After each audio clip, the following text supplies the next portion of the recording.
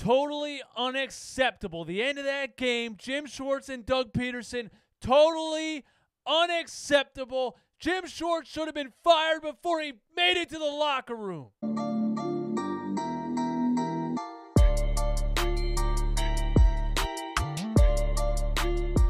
What is up, guys? DJ Eastwood here. This is the Run It Back podcast, home of the most brutally honest Philly sports takes on YouTube.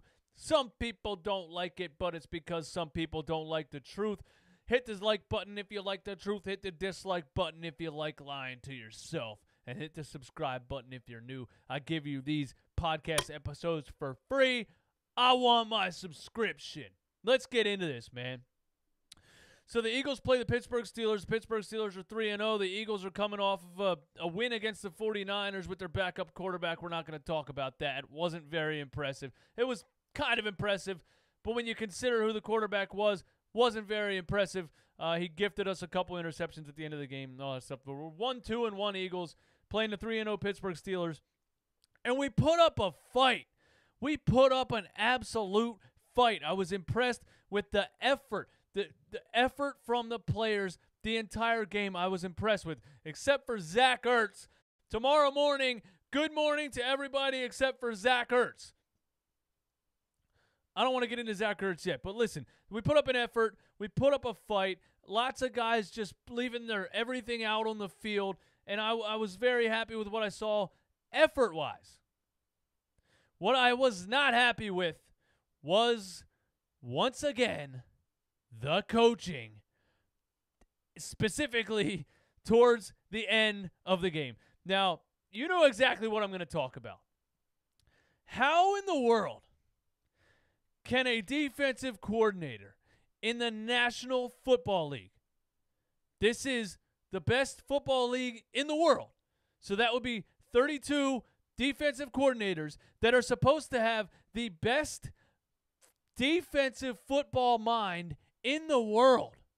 How can an NFL defensive coordinator watch a rookie wide receiver go for 3 touchdowns in a game, and in crunch time, when you need a big-time stop, you put Nate Gary on this kid one-on-one? It's unacceptable. It's to be quite frank with you, it's a fireable offense. It's a fireable offense. I thought Jim Schwartz should have been canned last year after they had some pathetic defensive efforts against the Cowboys when they gave up 47 points, and then they lost to the 1-1 million Miami Dolphins. I thought he should have been fired right after that game. But he comes back. And this is what he does?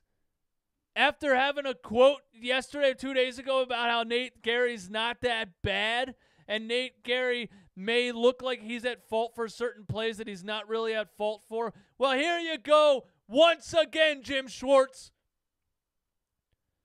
Look at his play. Now, I'm not saying this is Nate Gary's fault. I mean, Nate Gary's atrocious. He's horrendous. He's a terrible linebacker. But I'm not saying this is his fault. He can't guard this kid one-on-one.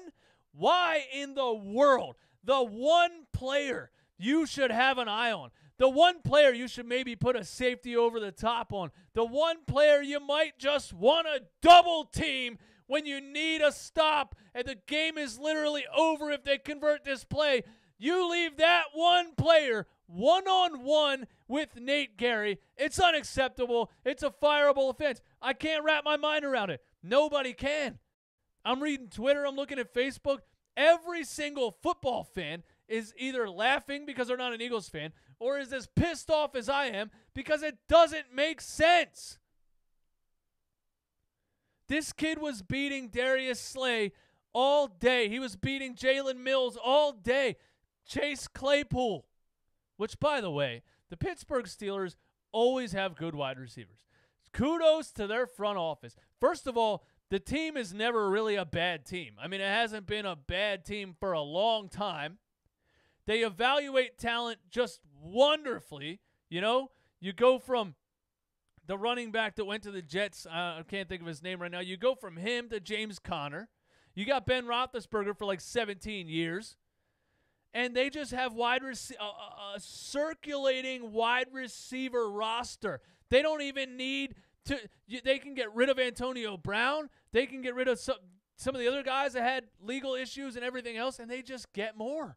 They just keep them coming in. It doesn't matter. We just keep getting good wide receivers. Juju Smith-Schuster, Chase Claypool. Like, come on, man.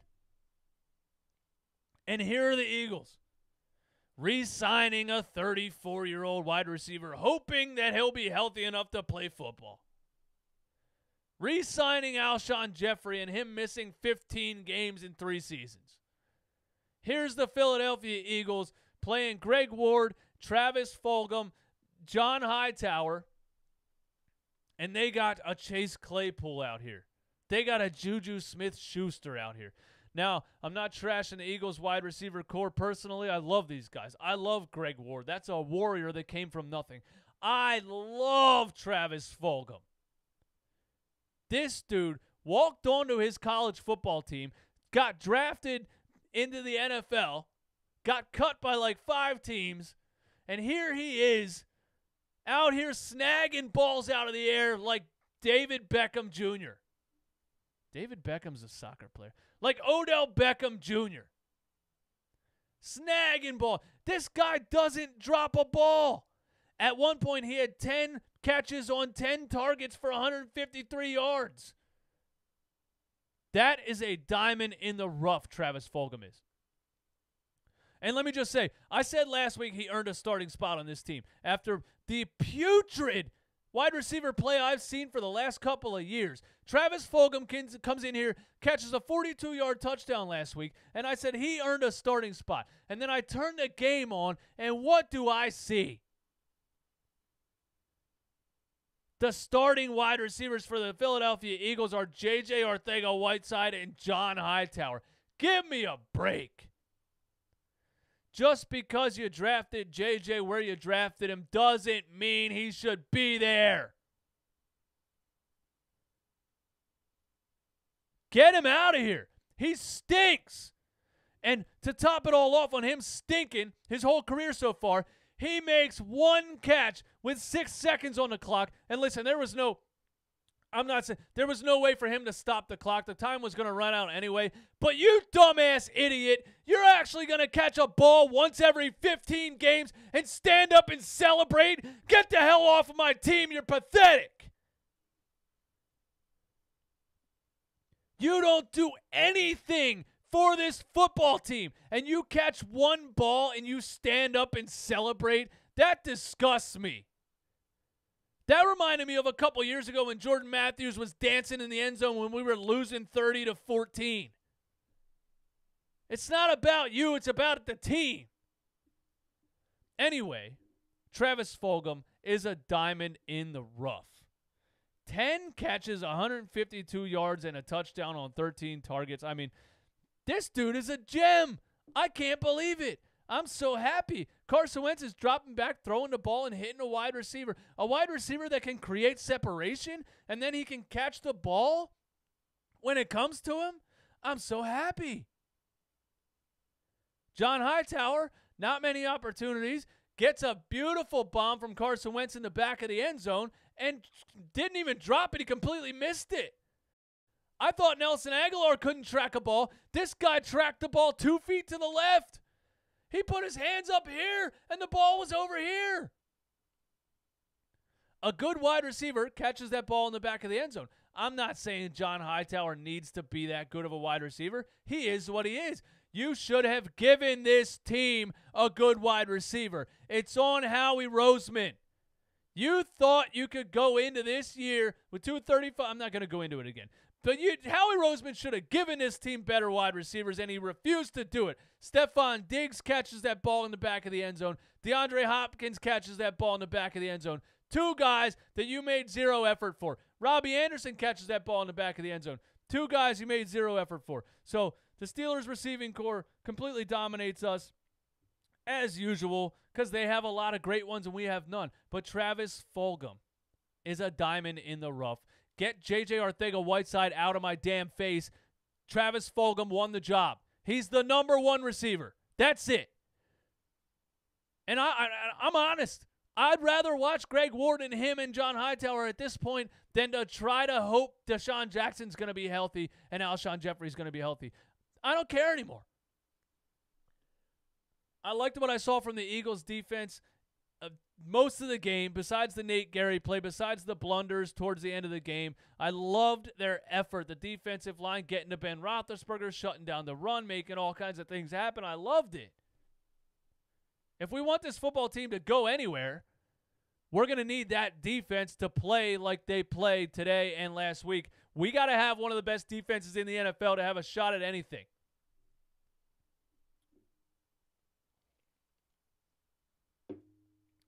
First drive of the game, the referees absolutely gifted the Pittsburgh Steelers a touchdown. I mean, I don't think I've ever seen anything like it in my life. That was unbelievable. They gave them a pass interference call. It was a no call. The receiver turns back, yells at the referee, "Where's my flag? Where's my flag?" And the dumbass referee goes, "Oh, you wanted a penalty? Here you go." And throws a... How is that acceptable? How is that an NFL wide receiver? How is that the highest standard official in the world? How do you do that? That official needs to be disciplined for that. That's just unacceptable. It really is. That gave him a 1st and goal. Then what happened? We got a personal foul call on a fight that we didn't get to see. Gave him another 1st and goal, and they get in the end zone. Towards the end of the game, the Steelers need a drive to put it away. What happens? What happens? Brandon Graham gets a personal foul penalty for a face mask. We didn't see a face mask happen. I didn't see it. I don't think you saw it. Nobody seems to have seen it. Brandon Graham's looking up at the damn instant replay. He's saying, watch this, watch this. And he goes, "Where's the face mask? Where's the face mask?" So clearly he saw on the instant replay there was no face mask. Did Fox show you the replay? No. Fox decides not to show the replay. A little bit weird to me. A little bit weird. I'm just saying. Now, I will give you this. The referees were horrible on both sides of the ball because they gifted us an offensive pass interference call that wasn't pass interference, and they gave us another defensive pass interference that wasn't. So they were bad on both sides of the ball. I would just rather see the officials not make any calls if the ones they're going to make are that fucking atrocious. Like, let's be serious. On to Doug Peterson. Doug Peterson, man. Doug Peterson. What are you doing? What are you doing? Every single thing I saw this guy do in this game didn't make sense. Every single thing. Every single thing. First of all, you're going against the best defensive line in football. You have one of the worst offensive lines. I said in my pregame, Doug Peterson's going to have to help Carson Wentz out. Get him, be creative, get him outside the pocket, bootlegs, RPOs, all those kind of things to get Carson Wentz on the run. I didn't see a single bootleg the whole game. It doesn't make sense. Carson Wentz dropping back in the pocket, taking sacks. 5 sacks in this game. 5. That's not as bad as 8 against the Washington football team. But 5 is still pretty bad. It just doesn't make sense to me. Everybody in the world knows Carson Wentz is better at throwing on the run. Everybody. It seems like everybody except for Doug Peterson knows this. How's that possible? The one game where you think you should definitely get Carson Wentz out of the pocket and make things happen, none at all. Also, I said in my pregame, Doug Peterson has to find a way to get Miles Sanders a part of the game. To make Miles Sanders a part of the game, he has to find a way. You can't have that talented of a running back and not know how to use him. I thought him only having 13 carries last week was unacceptable. Guess what? He had 11. Because when it came down to crunch time, the final 2 drives, not a single run play. Not a single one. Actually, empty backfield most of the time. Doug Peterson just randomly decides that Carson Wentz is Tom Brady. And we should go 5 wide receiver sets and just drop him back and throw the ball. It didn't work. Clearly. Doesn't make sense. It just doesn't. I don't think I saw a single screen to Miles Sanders. I don't think I saw him in the flat like once or twice. Carson missed him once. There's just not enough creativity, and you're not focusing and involving your best players. It doesn't make sense. Jalen Hurts came in one play and threw the ball. Why? Somebody tell me why that happened. That doesn't make any sense either. All you're doing with that is firing up the Jalen Hurts crowd. So every time Carson Wentz makes a mistake, they can say, see, I told you Jalen Hurts could throw the ball. I told you he could throw the ball. It was a wide open target over the middle because when he comes in, the defense is expecting a trick play, so they didn't cover anybody, and he backed up and threw it straight over the middle. That play is not going to tell me that Jalen Hurts can play starting quarterback in the NFL over Carson Wentz. So don't even start that with me. I just don't understand why Doug Peterson does it. All you're doing is creating a quarterback controversy. And then Carson came down and put you in the end zone anyway because he's like, this is my damn team. I'm Carson Wentz. But when it came down to crunch time, you got the ball. You're down 2.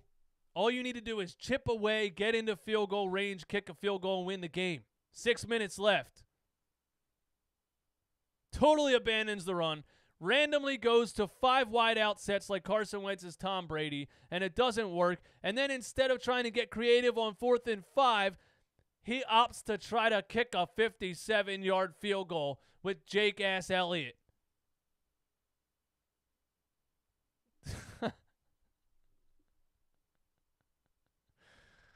It's just sad and pathetic at this point.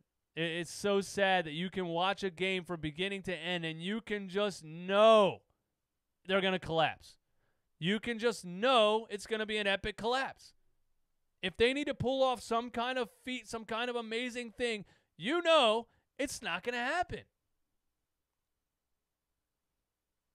You also went away from Travis Fulgham in those 2 final drives. The only guy on the team that's catching every single thing you throw his way.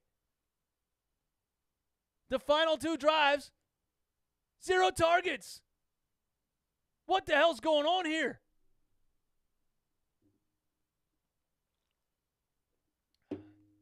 And Zach Ertz finishes the game with one catch for 6 yards.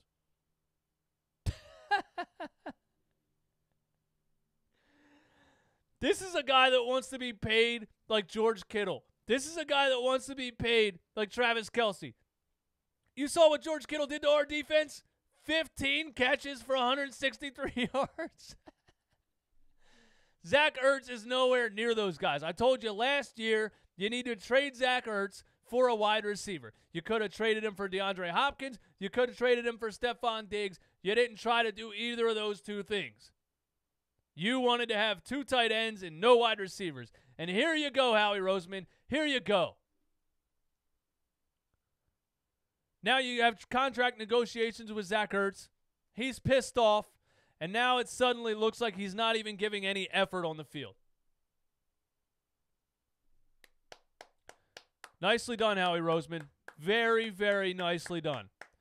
You have somehow sabotaged this team even farther than I thought you could.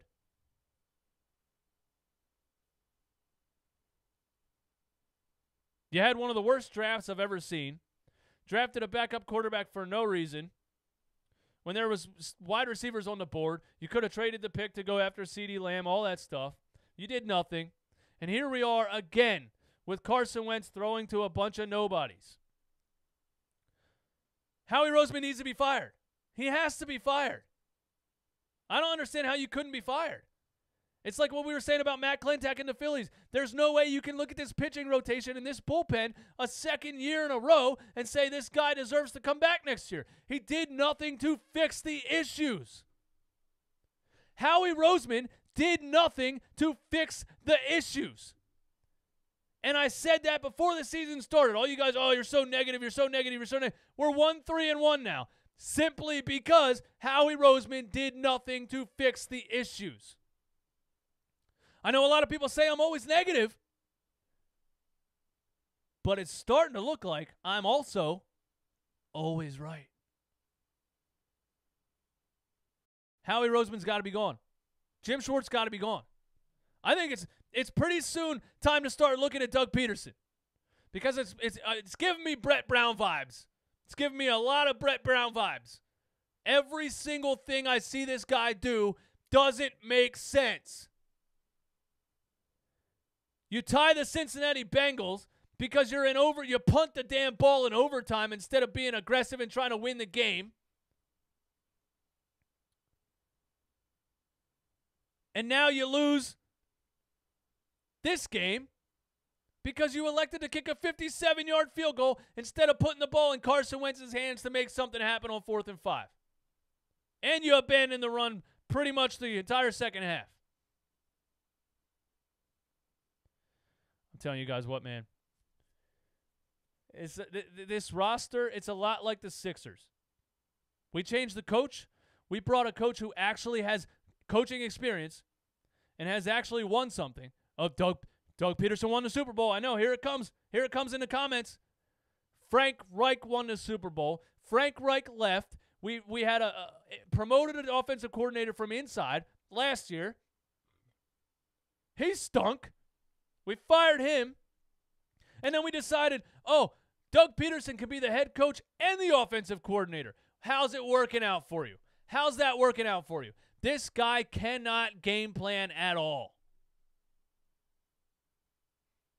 And this roster, Carson Wentz, Miles Sanders, put a different coach in here, with an offensive coordinator, change the system. You'll see these players flourish a lot more than they are right now. I guarantee it.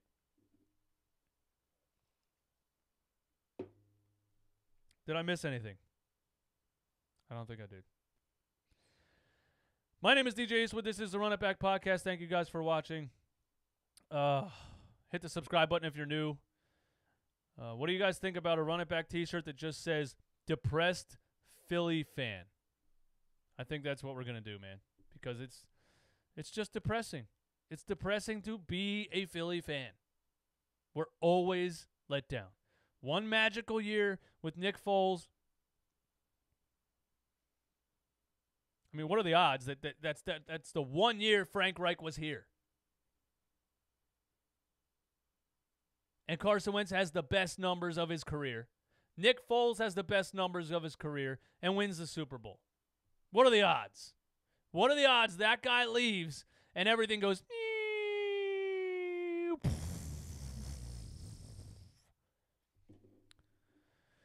Well, we're going to have a lot more of these podcasts moving forward, I can see, the rest of this season. And there's going to be a lot of changes that need to be made with the front office and the coaching staff moving forward.